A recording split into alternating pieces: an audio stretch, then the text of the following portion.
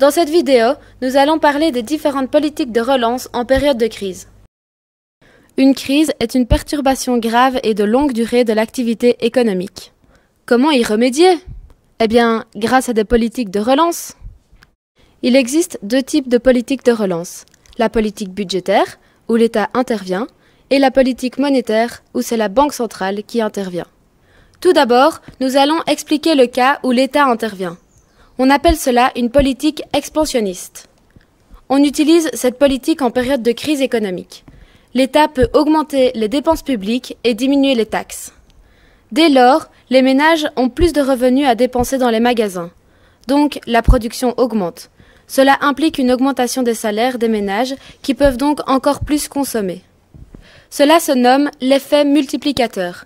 Cette notion crée un cercle vertueux ayant des effets relativement importants. Mais la politique peut aussi être restrictive. À l'inverse de la première, les dépenses publiques diminuent et les taxes augmentent. On utilise cette politique en période de surchauffe de l'économie et non en période de crise. Cela diminue les taux d'intérêt sur le marché bancaire et favorise donc les investissements, ce qui permet de relancer la demande. Ensuite, les banques centrales peuvent aussi intervenir. Elles peuvent soit injecter de la monnaie dans l'économie, ou alors elles peuvent diminuer la monnaie en circulation. Cela se nomme une politique monétaire. Notre histoire a été semée d'embûches et de crises. Nous avons choisi 3 crises représentatives pour vous expliquer ces mécanismes. Premièrement, une grande crise qui bouleversa notre histoire, la Grande Dépression de 1929. Avant celle-ci, le non-interventionnisme étatique régnait. Au début des années 20, l'économie est florissante. Tout le monde est heureux. Les ménages investissent énormément en bourse. Mais une bulle spéculative se forme. Cela signifie que les prix des actions sont beaucoup plus hauts que la valeur réelle de l'entreprise. Mais le 29 octobre 1929, tout bascule. La bulle spéculative éclate car les ménages se rendent compte que les prix n'étaient plus du tout en accord avec ce que les actions rapportent. Dès lors, les prix diminuent. Cela a pour effet de rendre les coûts de production plus importants que les prix. Afin de combattre cela, les entreprises licencient des travailleurs. Ou alors, certaines entreprises ferment. Comme les travailleurs perdent leur salaire, leur pouvoir d'achat diminue et donc, ils consomment moins. Dû à ce comportement, les prix vont se mettre à diminuer encore plus. Nous entrons dans une spirale déflationniste. C'est alors que Roosevelt arrive.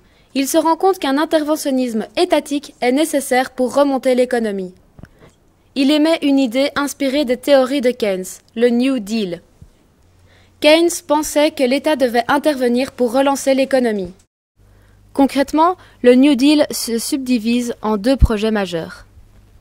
Le premier, Agricultural Adjustment Act, incite les agriculteurs à travailler partiellement leurs terres afin de redonner de la valeur à leurs récoltes et ainsi combattre la déflation. Les agriculteurs perçoivent une subvention de l'État pour la partie inutilisée. Le second, National Industrial Recovery Act, améliore les conditions de travail des ouvriers en augmentant leur salaire et en diminuant les heures de travail, ce qui permet de relancer la demande. 4 décennies plus tard, survient la crise du pétrole en 1973. Les 30 glorieuses battent leur plein et le commerce devient international grâce à la création du GATT, l'accord général sur les tarifs douaniers et le commerce entre différents pays. Suite à la guerre du Kippour, l'OPEP, l'Organisation des pays exportateurs de pétrole, qui est un cartel, décide d'augmenter le prix du baril de pétrole, qui est une matière première. Les coûts de production augmentent et les prix augmentent. Les ménages décident de postposer leur achat. La demande diminue, ce qui devrait diminuer les prix.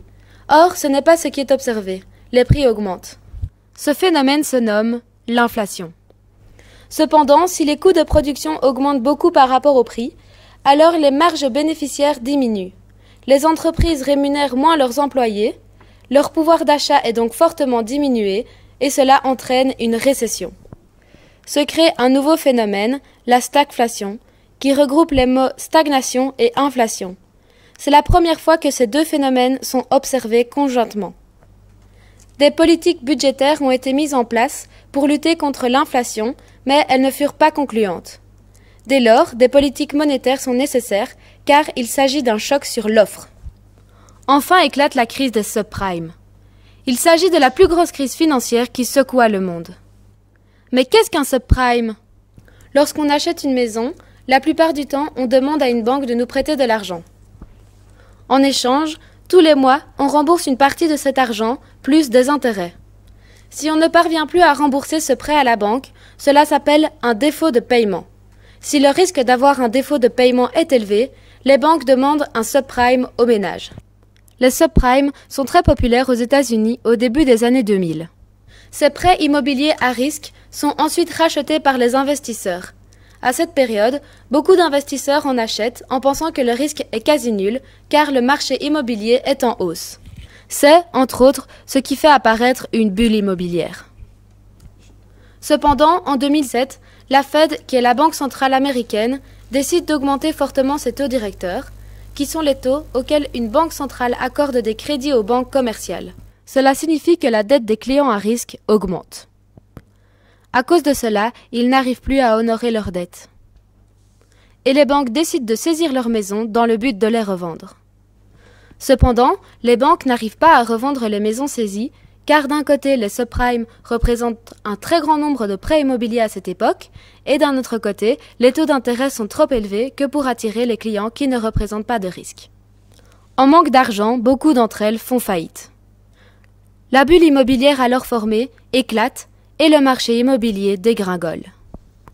Petit à petit, cela devient un phénomène planétaire. C'est tout le marché interbancaire qui s'effondre, car plus aucune banque ne veut prêter à une autre qui fait faillite. Cette crise engendre une multitude de politiques de relance. Chaque pays essaye de relancer son économie comme il le peut en fonction de son état. Les zones monétaires, comme par exemple la Banque centrale européenne et la Fed, ont réalisé des politiques monétaires et les pays qui en étaient capables ont réalisé des politiques budgétaires.